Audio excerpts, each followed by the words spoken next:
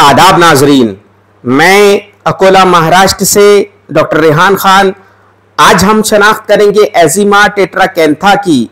मुख्तलिफ ज़ुबानों के नाम ये रहे आपके स्क्रीन पर, और इसके ताल्लुक से इस जो सबसे अहम शनाख्त होती है इसकी, वो इसके कांटों की बिना पर होती है।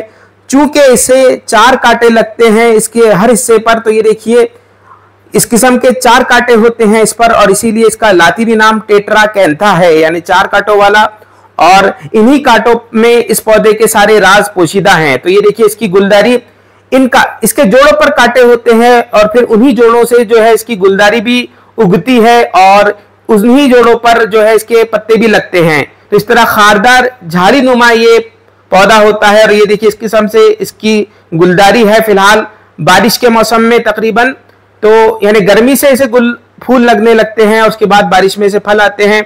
और ये देखिए इस किस्म के नोकीले इसके पत्ते होते हैं, और मंतकी एतबार से अगर आप इसे पढ़ने की कोशिश करेंगे तो पाएंगे कि इसके हर जोड़ पर 4 कांटे हैं, और उन्हीं से इसकी गुलदारी है, और उन्हीं कांटों पर इसके पत्ते भी उगते हैं। लिहाजा इस पौधे की सारी जो ग़िज़ाइयत है, सारा जो फोकस है, वो इसके कांटों पर ही है। और कुदरत ने इसे कांटे इसलिए दिए हैं ताकि शिकारी जानवर से ये अपनी हिफाजत करके अपने अंदर पोशीदा जो ग़िज़ाइयत है उसे महफूज कर सके। तो मंतकी एतबार से, ग़िज़ाइयत के एतबार से भी इसे देखिए। और ये देखिए कुछ इस किस्म के इसके फल नजर आते हैं जो कि मटर के दाने की जिसामत के होते हैं, और इसके जो पत्ते होते हैं वो नोकीले होते हैं।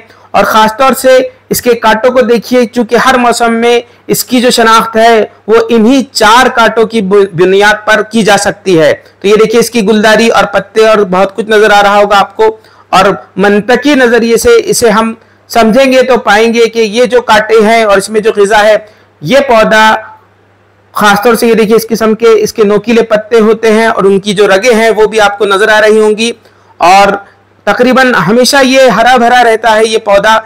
इसकी ऊंचाई तकरीबन 3 से 6 फीट होती है, और कांटों से ही इसकी खास किस्म की शनाख्त है। इसीलिए इसका अंग्रेजी नाम जो है वो बी स्टिंग बुश है। और ये देखिए इसके हर हिस्से का मुआयना और मुशाहिदा करने की कोशिश कीजिए। इसके पत्तों को भी देखिए, और खासतौर से याद रखिए कि ये एक किस्म की दवाए ग़िज़ाई है।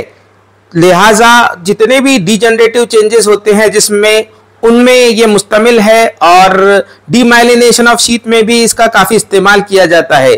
चूँकि ये पौधा जनूबी हिंद में पाया जाता है, लिहाजा वहाँ पर ख़ासतौर से जो मलयालम कैलेंडर में एक महीना है जिसका नाम कारकीड़ा का है, तो उस मौसम में, यानी तकरीबन जो वो मौसम होता है जुलाई अगस्त का, तब इस पौधे का इस्तेमाल ट्रेडिशनल केरलीय मेडिसिन में किया जाता है।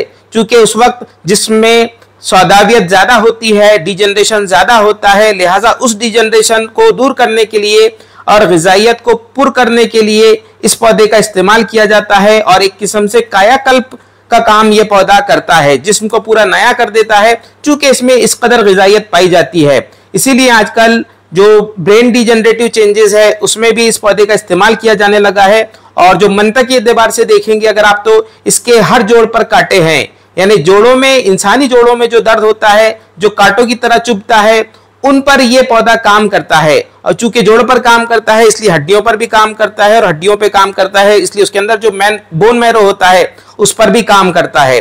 तो इस तरह भी इसे देखा जाना चाहिए। और एक नजरिए से देखा जाना चाहिए कि इस पौधे का हर हिस्सा जो है इसके कांटों पर मबनी है, लिहाजा इसके अंदर जो जिस्म में जोड़ों को रीजनरेट करने की सलाहियत है वो एक अलग ही किस्म की है। तो उम्मीद करता हूं कि खासतौर से जनूबी हिंद के लोग इसे दवान इस्तेमाल जरूर करेंगे, और ये आसानी से मिल जाता है यहाँ पर केरला में और जो तमिलनाडु वाला इलाका है उसमें।